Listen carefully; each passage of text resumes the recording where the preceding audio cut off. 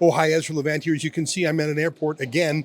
In this case, I'm going to the city of Cork, Ireland. It's the second largest city in Ireland. Why am I going to Ireland? The reason I always go to Ireland to watch that country's rebellion, their uprising, their peaceful uprising against mass immigration being foisted on the Irish people by the government. I hear this rally in Cork is going to be enormous, and I believe it. I was at the big rally in Dublin just over a month ago. Source, different reports put it at 50, 60,000 people who turned up.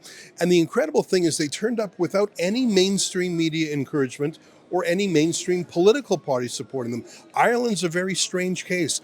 The entire political media establishment is against the people and for mass immigration.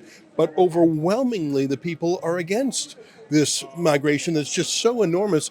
About 1 million of the 5 million people in Ireland are foreign. And it's just an astonishing campaign to de-Irish Ireland. And I want to see how it goes in Cork. So I'm flying over there because you just can't trust the state broadcaster called RTE. They're like Canada's CBC. They're on a pro-migration bent. I don't know why. I don't know why the once nationalist parties like Sinn Féin that worked so hard to kick the British out are working so hard to bring the world's fake asylum seekers in. It's been a massive crime wave. Women are no longer comfortable going outside in Ireland. Dublin is unrecognizable. I was in Dublin last time. I walked blocks and I didn't actually see a single Irishman. It's a very strange thing that's going on. It's the worst immigration policy in the world, I think. But it's also the most inspiring rebellion by the people. And I think they're going to win. I wouldn't have guessed it, but there was an opposition to a massive migrant plantation right in the heart of a low-income part of Dublin. It was called Coolock. The government was going to put hundreds of migrant men, military-age single men, in this former paint factory. And the people were against it, but they kept sending the police in and the government came in. But in the end, the people won. The government blinked and backed down.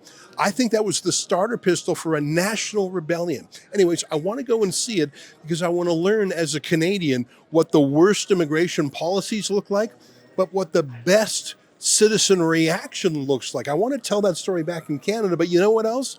I've come to learn that we are one of the few voices telling Irish people about the news in Ireland. You can't trust RTE. There's a handful of citizen journalists over there that I've gotten to know and I admire, but really it's so bad politically and in the media, but I think things might be changing. Anyways, enough talk from me. I got to get on the plane. Follow along at migrantreports.com. And can you do me a favor?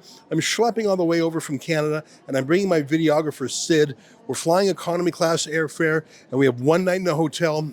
All in, I don't know, it's going to be about $2,500 Canadian if my math is right. Unlike RTE, we don't get hundreds of millions of dollars from the Irish taxpayer. We never would take it, even if it was offered. So right there on that same website, migrantreports.com, you can chip in to help cover our economy class trip to Ireland.